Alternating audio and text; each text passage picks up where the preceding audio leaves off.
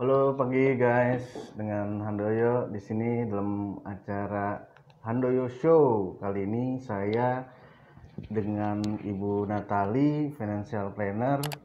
Kita mau gali lebih lanjut mengenai asuransi ya, bisnis asuransi ya ke depan seperti apa sih. Dan kita mau lihat juga profilnya Bu Natali seperti apa. Eh, kita langsung aja Bu Natali. Halo Bu Natali, selamat pagi. Halo Pak Handoyo. Ya, terima kasih nih udah luangin waktunya dan kita punya kesempatan untuk bertanya nih mengenai gimana sih bisnis asuransi. Terus Ibu kan berkarir di asuransi ya sekarang ya. Nah, Betul. itu boleh diceritain seperti apa sih gitu mengenai karirnya. Bisnis asuransi saat ini sih benar-benar menjanjikan. Mm-mm. Kalau untuk saya pribadi memang mungkin saya dulunya itu bukan background dari asuransi. Saya dulu background di properti. Properti. Tapi secara tidak sengaja sebenarnya sih gitu. Di pertengahan tahun 2017 teman saya tuh ngajakin gabung di sini, dalam arti juga saya yang sama sekali nggak ngerti asuransi itu seperti apa. Walaupun mungkin saya sudah pernah beli asuransi gitu kan. Tapi pas saya terjun di sini langsung dan ternyata memang bisnis saya itu menjanjikan sekali.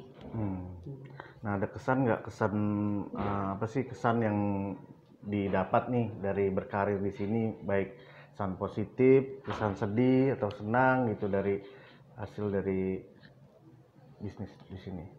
Jujur Kesannya. kesan saya sih belum lama, baru kemarin di bulan Mei saya itu baru menyelesaikan klaim nasabah saya.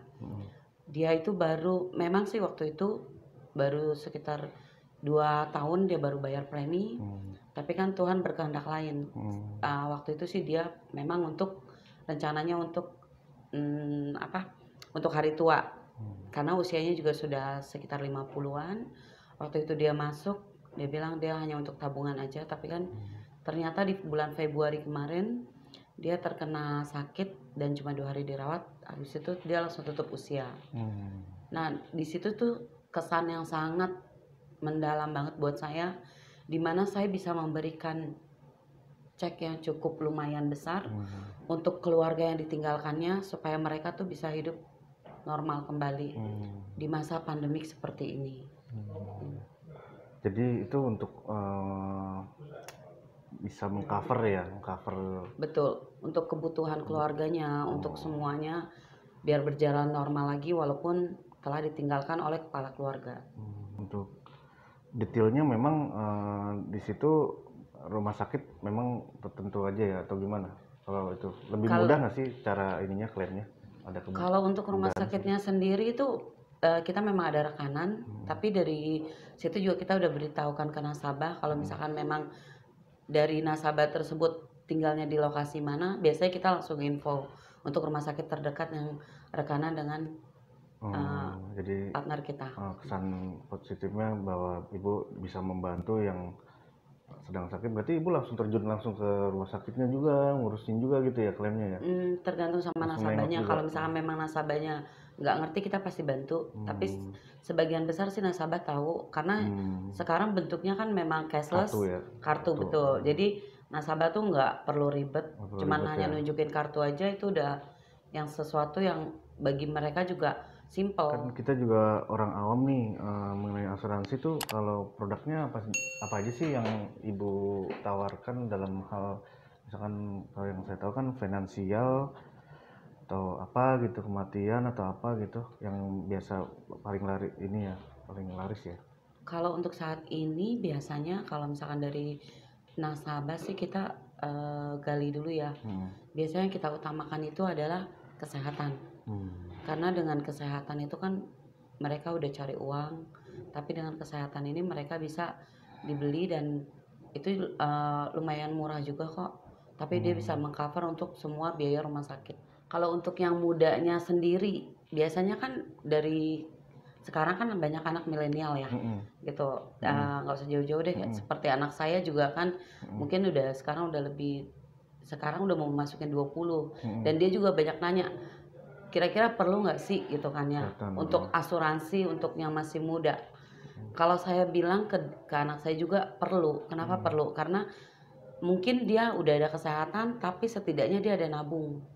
Di program di kita itu banyak sekali ya, dan itu benar-benar the best program kita, di mana kita hanya cukup menabung selama 8 kali, tapi itu nanti kembalinya itu 108%. Jadi itu tidak dipotong sama sekali sama biaya apapun.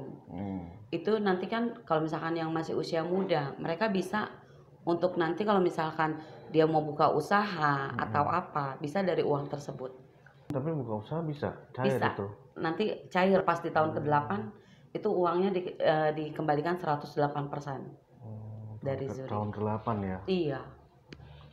Berarti itu penjualan yang maksudnya untuk anak muda segmennya ya. Untuk anak muda, banyak kan sih mereka ngambil yang itu ya, karena satu mereka juga kan berpikir masih sehat, tapi kan kita nggak pernah tahu resiko. Tapi dari situ mereka juga udah mulai aware gitu kan, dengan apa sih asuransi itu gitu. Sampai akhirnya kan mereka, iya juga ya, kalau misalkan mungkin mindset mereka kan anak milenial beda dengan orang yang zaman dahulu. Kalau anak milenial kan beranggapan yang penting nabung dan mereka tetap bisa nongkrong gitu. Dan kita selalu bilangin ke anak-anak muda itu kalau misalkan uangnya masih ada ya kan, nanti kan dia sehat. 8 tahun mereka misalkan sekarang masih kuliah, nanti 8 tahun kemudian mereka udah kerja. Tapi kan dari uang itu kan mereka bisa buat usaha, bisa mereka menciptakan tempat nongkrong sendiri. Gitu. Jadi sekaligus ridernya itu kalau dia sakit juga bisa, terus juga ada kayak misalkan uang yang ditabung gitu ya. Kalau yang untuk itu sih beda lagi itu ya? beda lagi, iya. Beda Saya lagi. juga masih awam nih. Jadi kan itu beda lagi, jadi iya. itu hanya sekedar nabung aja. Karena kan banyak kan gitu. dari mereka yang anak-anak muda biasanya udah dapat dari orang tuanya ya. Oh iya. Udah dapat dari orang tua, mereka biasanya kesehatannya, tapi nah anak-anak muda zaman sekarang kan biasanya kan lebih banyak untuk hura-hura. Daripada untuk hura-hura lebih baik disisihkan 10% untuk tabungan. Oh iya. Jadi yang saya tahu ini kan Ibu juga, Bu Natal ini kemarin sempat jualan juga ya bulan Juni. Iya. Nah itu gimana sih tipsnya, kan kita dalam masa pandemi ini masih tetap harus bisa produktif gitu untuk bisa memasarkan. Seperti apa sih tekniknya? Sebenarnya sih kalau misalnya masa pandemi seperti ini, terus terang kan kita nggak bisa ketemu langsung sama nasabah. Jadi paling misalkan kayak kemarin pas kebetulan saya ada closingan, jadi mereka tuh hanya by phone atau by WhatsApp. Kita ceritain semua detail program yang ada di kita. Dari merekanya sendiri juga, mereka yang tanya tiap lembar per lembar, mereka minta dijelaskan. Sampai akhirnya kemarin closing 2 case juga, itu memang itu juga the best program yang ada di kita, itu khusus untuk ke luar negeri, untuk pengobatan hanya di luar negeri. Ya? Artinya penyakit apa nih, khusus kan ada penyakit kritis atau penyakit untuk penyakit apa yang kritis, untuk penyakit kritis saja, dan itu memang hanya 3 ya, itu cancer. Keluar negerinya ditentuin nggak rumah sakitnya mana gitu? Kita lihat dari kondisi pasien tersebut. Kalau misalkan dari pasien yang memang masih oke untuk dia yang mau milih, itu nggak apa-apa.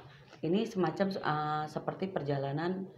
Kalau kayak kalau kita mau tur kan biasanya perjalanan tur ya. Tapi kalau ini untuk ke rumah sakit, itu dari tiket sampai nanti dia balik lagi ke Indonesia itu udah di cover semuanya. Dengan premi yang sangat murah, tapi pengcoveran sampai 2 juta US. Nah harapannya apa sih bagi yang masih awam nih, terus ingin juga berkarir seperti Ibu nih sekarang dan mendapatkan hasilnya juga, harapannya bagi anak-anak muda gimana nih ke depannya supaya lebih aware lagi dengan asuransi juga gitu?